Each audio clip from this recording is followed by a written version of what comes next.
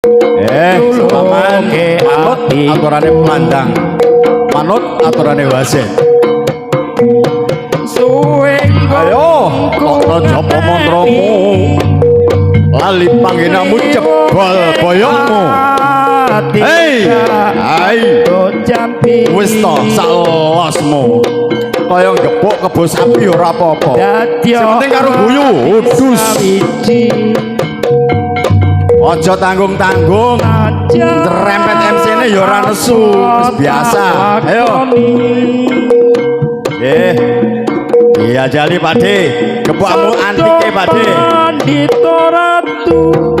Ora kena, ora apa-apa. Dadya sisianku. Orang pisan.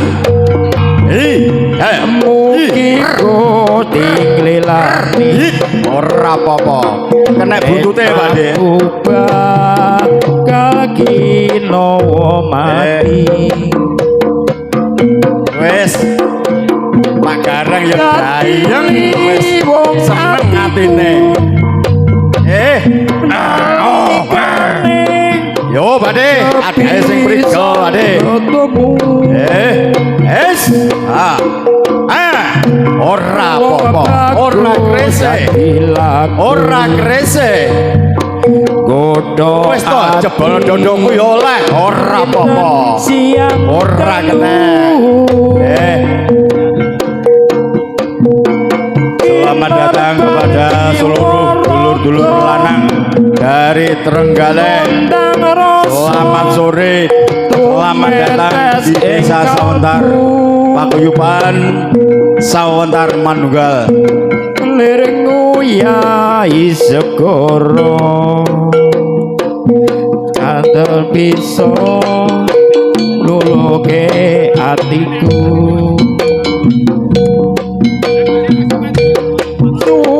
Selamat datang kepada Bapak Agus dari Trenggalek, Paguyuban Pasopati. Sugeng rawuh, sugeng persahabatan, bareng-bareng nguri-nguri budaya Tiban. Ini lho sing tak demeni padha sepuhe ketemu salaman karo mesem guyu. Ya Tiban nang isor rokokan bareng. Ya ora apa-apa, wis to. Padha sektine ki salosmu. Sampai ceklek pecute ya ora apa-apa. Dadya sisianku.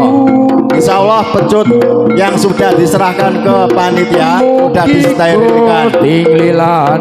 Yo tak siap saya Pakde.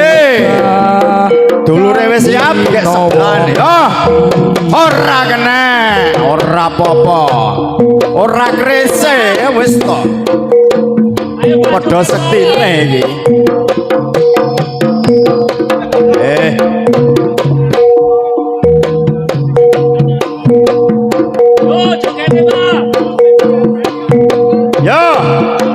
Ladar.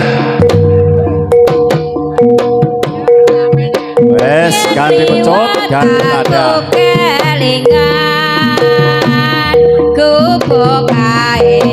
Pilih pecut awane dhewe ya oleh, sing penting wis dikene timba ngene. Langsung dicole saka ngisor mboten pareng. Pecut harus diserahkan ke panitia. Yo, siap. Sakayangmu ora kena, ora apa-apa. Jenenge gubuk joget dhisik yo oleh. Ganti pecut yo oleh. Yo. Tokno Japa mantramu Pakde. Tanpa bantal. Tokno jajimu. Wis to gelap sayuta Pak Toke yo oleh. Oh, wis to karo joget jengkrak wis. Yo, siap. Wis tadahi anteng sing nyeblak ya rasa. Ketoke kenek banon brak kenek. Ora apa-apa. Selamat sore, Tante Guston. Wis jago nom, jago senior. Wonge sumeh mesem guyu. Tengah wengi nganti gaget.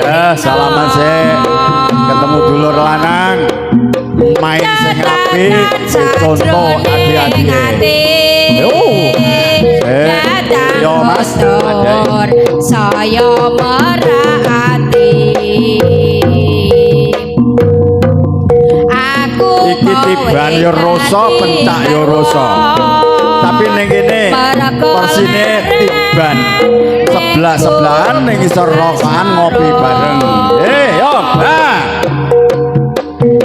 yo sing tadah sing awas aja tolak-tolak ora apa-apa kenek sandinge yo wis dul ning cagak kobatul warna abang wis pokok manut tatanane wasit manut tatanane pelandang neng dhuwur tinggi anget krana olahraga neng isor digaya adem rokokan ngopi bareng aja sampe gawe huru-hara ning isor eling-eling awake dhewe nganene tiban bareng-bareng nguri-nguri budayane Jawa yo kadhe ben siap sik wis lewes siap tokno japa mantramu sebelan sak kayangmu siap Guston ora apa-apa ya ngono lho karo mesem guyu ngono wis ora apa-apa wis satu-satu salaman ya sapa iki koetan iki cerita tengah wengi wis langganan ketemu dulur lanang gegojekan dolanan pecut kenek iki ora apa-apa padha di ngapura datang luntur saya pun sampean milih dhewe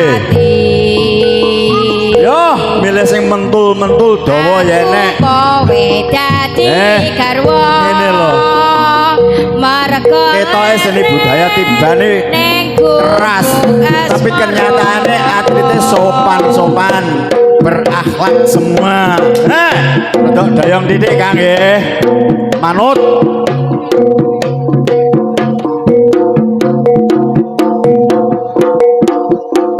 lek dipotong ya manut karo wasit karo pelandang wis cukup diatasi pelandang wasit wis siap wis sebelan sak kayangmu pokok doyong nggih apik sebelane nggih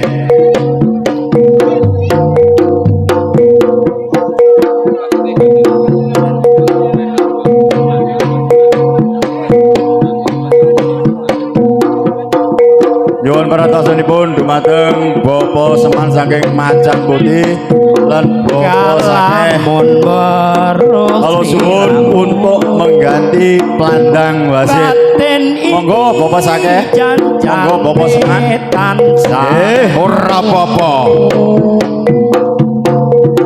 yo pelandange wasitnya diganti dulur lanang Bapak Seman ngene lho sing tak karepne lho tas cetok saiki dicetok nene dadi wasit pelandang ya ora nggih contoh adik-adik to ngene iki yo diajali kaya rapi ngoncati salaman saben wanci tansah matur suwun Bapak Sakeh beserta anak buahnya matur suwun Bapak Seman beserta anak buahnya nanging ayo selamat sore kepada Mbah Takim selaku senior sesepuh paguyuban Tiban dari Tulungagung yo sawangan dulur-dulur Bapak Seman Bapak Sakeh bar gepu-gepuan saiki cetut padha dadi pelandange kena dicontoh di patuladane paguyuban Tiban Seblitar Raya sadrone adek ben siap nih ada ya cul ayo dulur saka Jaluk Mampang iki andang gede dur ketemu dulur saka Tulungagung ireng cilik ceket wis pacul cetuk tandinge wis to Sebelahane ya pengantin iki dulur. Ulo Jalu sawah sapa ngando Wis gemen pleset ning MC-ne ora apa-apa. iku wis kepilo Wis ganti pecut ganti tanda. Saibo bunga rasaku lamun bisa kecakepan siramu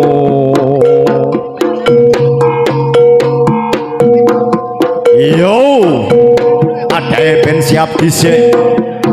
Sing nyeblak sak losmu tokno japa mantramu. Tokno aji-ajimu sing sagom. Yo ya ora apa-apa.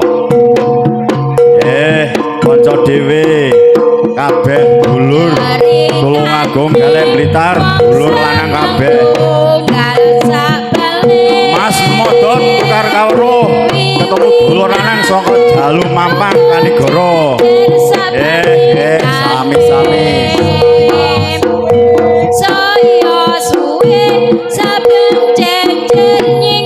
Selamat datang, selamat sore kepada dulur-dulur dari Trenggalek. Mas Agus beserta anak buahnya terima kasih bareng-bareng meramaikan acara rutinan seni budaya Tiban Sawentar Manunggal.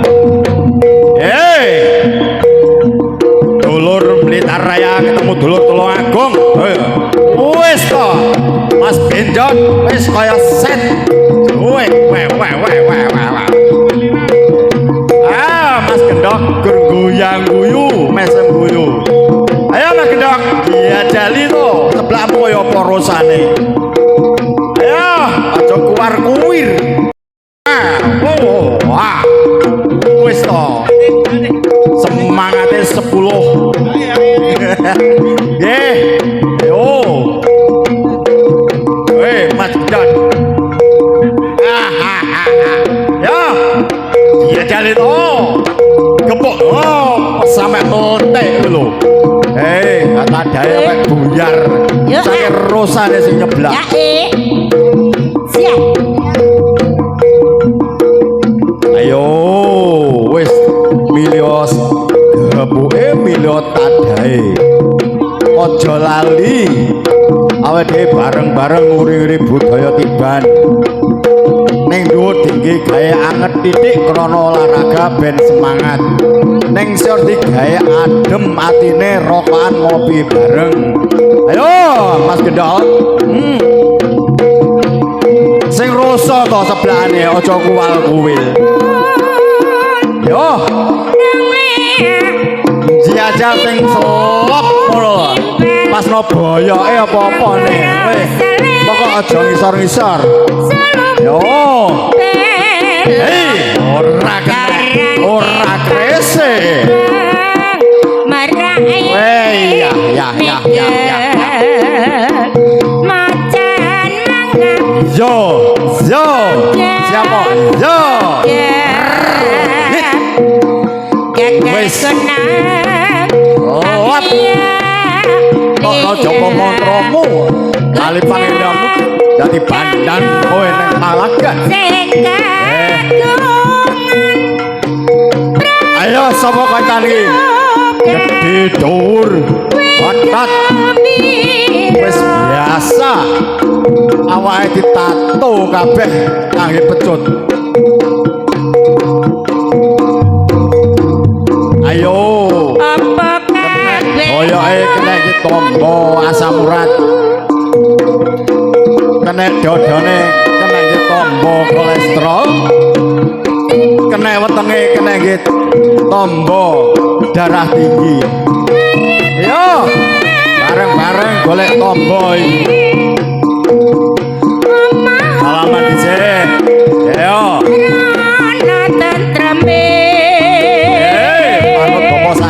Bapak Siman selaku pelantang. Aku tansah. Wes siap.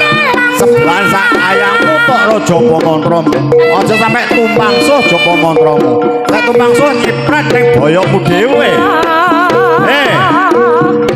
Ya, ora apa-apa. Biasa. Kita tresnani. Mas Iwan dari SBR. Terima kasih rawuhnya. Main yang baik, yang sportif. Mas Iwan, aku senior. Yo, tak ada sing mriko, ora apa-apa. Yo, cilik ora kurang bakal, gede ora kokean bakal. Padha-padha. Rambut digawe Karo joget, mesem guyu. Terus kan, baik kan? Ora apa-apa. Kesiksa Ornya lagu ngebot kewan itu liyo Yo, kendangane ditambah penake, sindene ditambah penake. aku Enek sawerane apa urung kuwi mengke.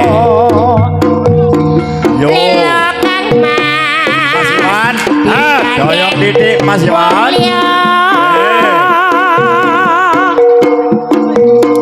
Nadyan uripmu wis mulya Yo.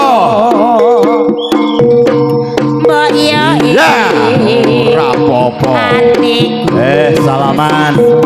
Manut aturane pelandang, manut aturane wasit. Nyalai aturan dipotong satu.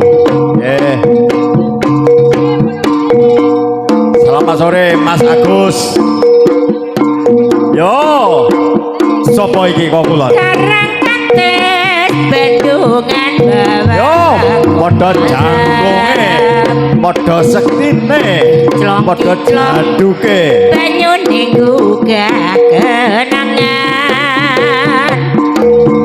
saben lewat tamuja ing brawetan lutu Mas Imam dari Jalumama Kasembon Kanigoro. Ketemu dulur lanang Mas Uci jago senior. Oh, salaman dhisik. sering mandi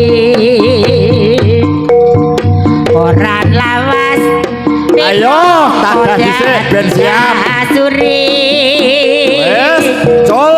catur Oke. Mas Uci ada sing prigel. Mas Imam sebelahane sing tatas titis. Ojo mamang-mamang lagi nyeblak. Salosmu sak kuatmu. Ora apa-apa, ora apa-apa. Mbok ya eling karang kates Yo, wis siap. saiki Dodone yo oleh, boyo yo oleh. Aja ngisor-ngisor yo aja dhuwur, aja ngewel, aja macet. Iya, la iya. Ukur-ukur anget tok.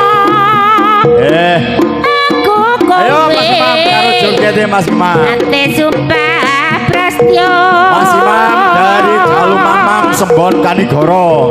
Ketemu dulur lanang Mas Uci saka Tulungagung. saiki ono ingande Yo Mas Uci, jajali to.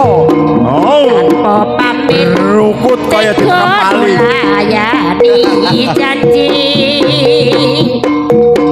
swara ati mung tansah Ayo Mas Uci.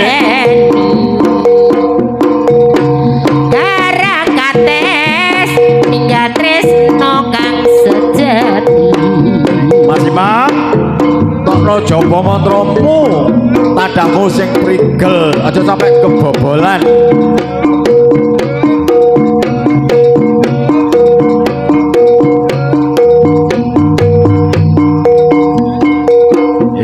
Iya, wis temu jodone, temu sing dicocoki.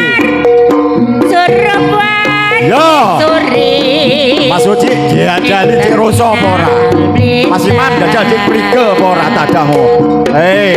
Rada daya.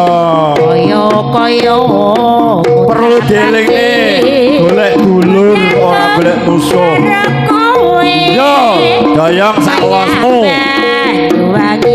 Ya, yo ngono cek rasa ngono. Nom. Wis, ngapura menawa nek lupute kepotong siji. Sarapan baru Yo, sapa gandine iki? alot Bapak Regul. Sesepuh saka Tulungagung.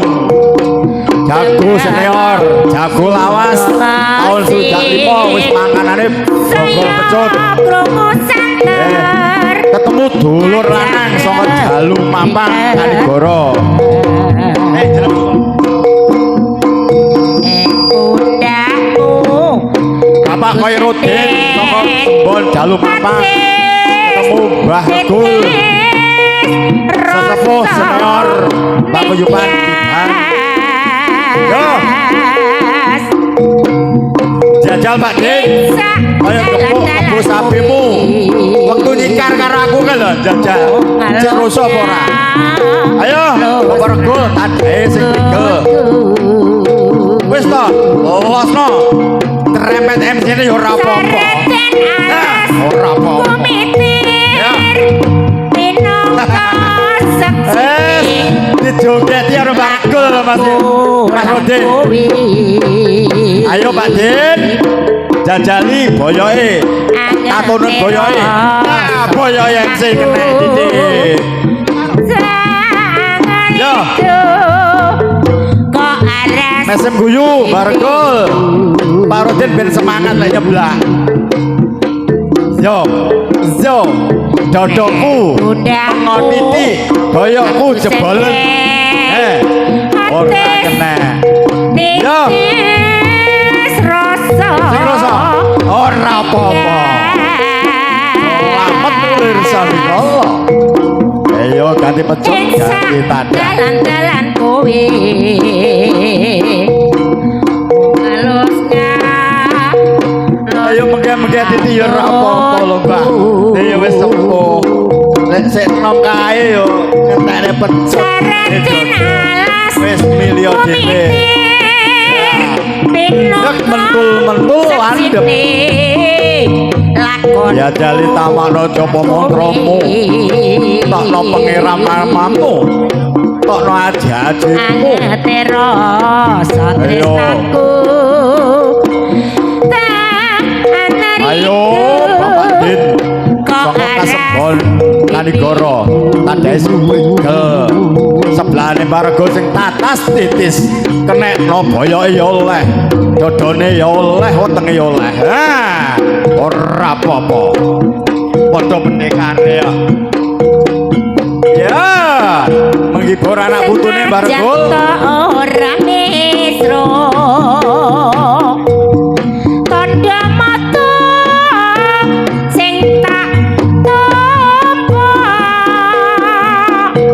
Nyuwun pratosipun dumateng Bapak Ridwan saking Tatik Maliran dan Bapak Basmo saking Singorenggo untuk menggantikan pelanggan wasit. Nyuwun Bapak Basmo monggo. Bapak Ridwan kaya Maliran rembulan monggo.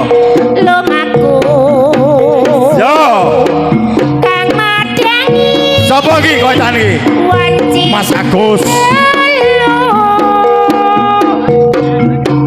kaya Wis ketemu dulur lanang iki.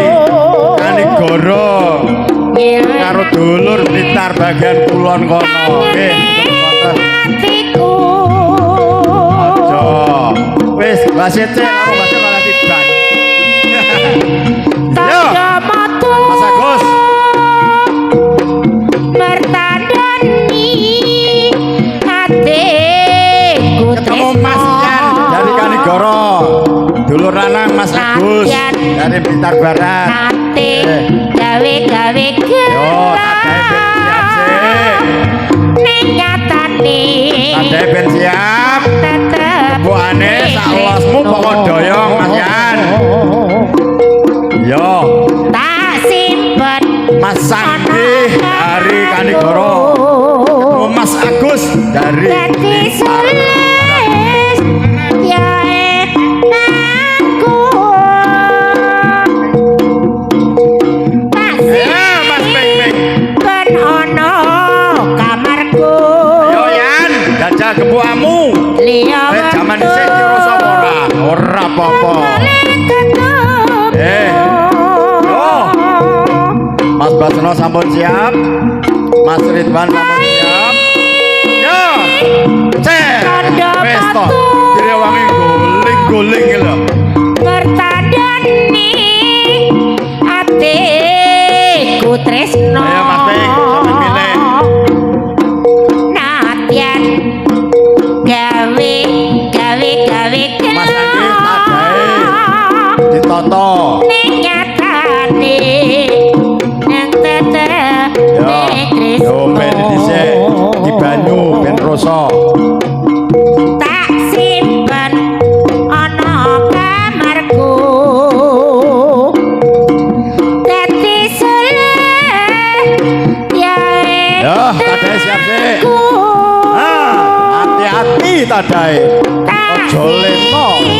Leno pangginamu dadi bandan kowe. atiku Iya. liya waktu Yo dodone yo oleh. Oh iya yo oleh, weteng yo oleh. Wes salaman seduluran. Salaman sik.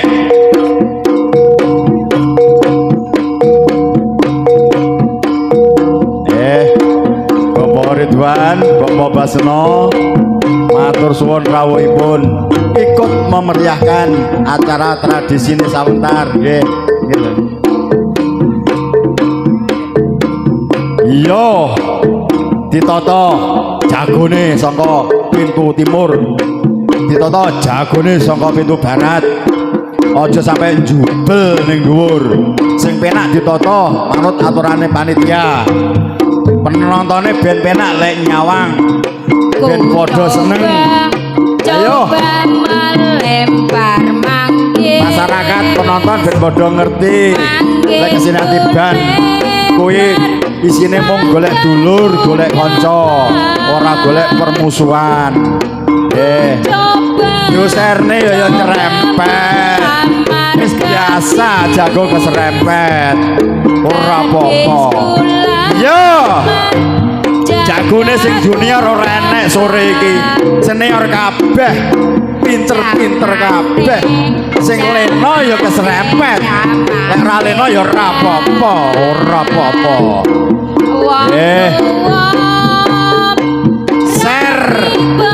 Ser weteng, ser dodo, ser boya. Yo. Diajak lito. Weh. Was, ora apa-apa. Bapak Tarjo, monggo. Titik-titik ae. Manuke cocak rawa. Terima kasih kepada Mas Mahmudi ya selaku sebagai MC Tiban dan juga MC serba bisa ya yang dari Semontar Manunggal kepada PNO diaturkan banyak terima kasih. Baik, mengingat waktu sudah sore dan juga pertunjukan semakin ramai, jago semakin gede dan juga semakin ganas ya. Maka dari itu keamanan tetap terkondisikan, tetap terjaga ya. Bapak Jadil yang dari Bitaraya dan joki yang tidak berkepentingan di atas panggung dimohon untuk turun di bawah panggung ya. Sekali lagi yang tidak bertugas atau yang tidak berkepentingan dimohon untuk turun di bawah panggung. Kasihan penonton biar nyaman dan juga aman ya. Dan juga saya ucapkan selamat datang Sung Adit dan juga Sung Rawuh kepada Kapolsek Kecamatan Kanigoro, Bapak Dandim dan Ramil, Babin maupun Babin Kantimnas ya, yang sudah ikut serta mendukung, menyukung dan juga mengamankan adanya pertunjukan seni band yang bertempat di Desa Semontar Kanigoro Blitar.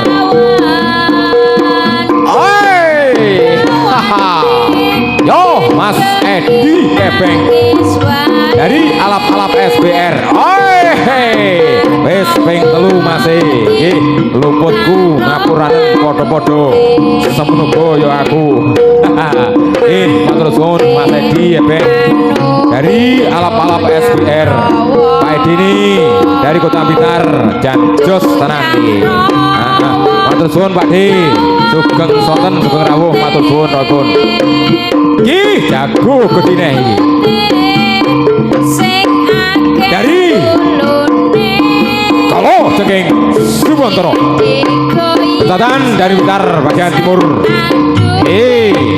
Bah Bandi. Suwontoro.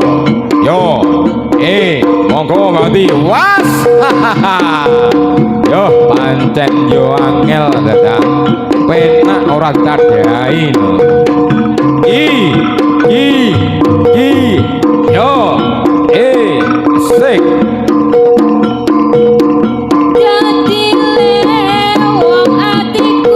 Dan juga sosokan selamat sore Sugeng Rawuh kepada jawara yang dari Kota Blitar, yaitu yang dari Elang Perak Bolorejo, Bapak Najam beserta rekan-rekan dan juga rombongannya. Dan juga sosokan selamat sore juga dulur-dulur yang dari Kota Trenggalek Pasopati, Mas Agus, Mas Gondo Wardoyo, alhamdulillah juga hadir di tengah-tengah kita dengan hati, niat dan yang tulus, yang bersih ya. Pengin golek dulur, menyambung tali silaturahmi, seduluran selawase. Pasopati, paseduluran dari Trenggalek Selawase. Yo, yang dipimpin oleh Mas Gondo Wardoyo dan juga Mas Agus. Matur suwun rawuhipun. Monggo Mas Bandi dari Elang Perak, dari Solo Jengking Suwontoro, perasaan dari Blitar Timur.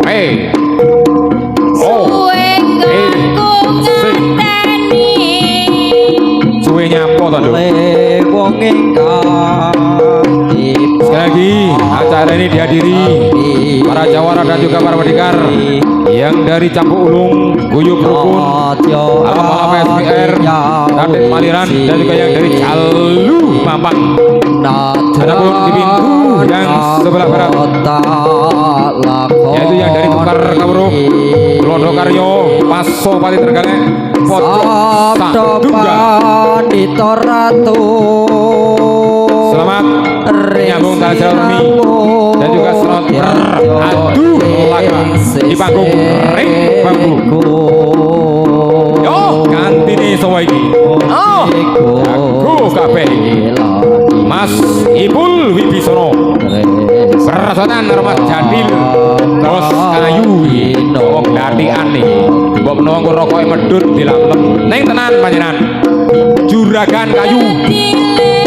Lek sampean sir golek kayu sembarang nek sir adol ngene Mas Jadil gladian omahe. Ki wonge bayar cash utang ra tau. Lek tapi dawa ora ditarik. Monggo Mas Ipul. Oh, bah nih pacute Mas Ipul. Hop. Ye Bapak Sono, Pak Ridwan. Dilene aja dhuwur. Sing dipetut ya aja diku.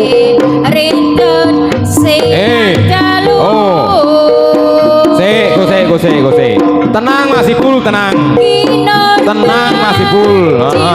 Lemah lambungi, sing penting genah pitungi. Manut karo tatanane, manut karo wasiti.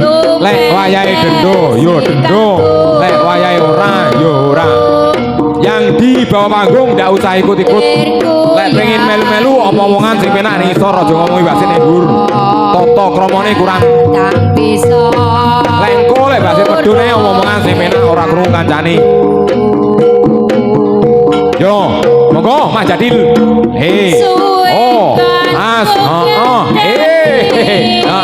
Iki lho. Ya, sik petung nek. Petung dhisik. Lek dipetut ya aja ndeglek, sing medhot ya aja dhuwur-dhuwur. Ning ya aja ngisor-ngisor. Yo, Mas, piye carane langkahe diki? Piye Pak Ridwan, piye Pak Pasono? Ya, wis to, manut ae Pak gak penak kok. Ya. Wis samono to, lek medhot aja dhuwur-dhuwur. Sing dipetut ya aja ndeglek ngono lho. Yo, monggo Mas Ipul, Mas. Wes salaman sing apik-apikan. Nah, ya ngono. Mosok ora isin karo MC-ne Pak Tarjo iki. Ya, ning isino karo undang-undange. Isino karo penaturane MC digo apa di sini.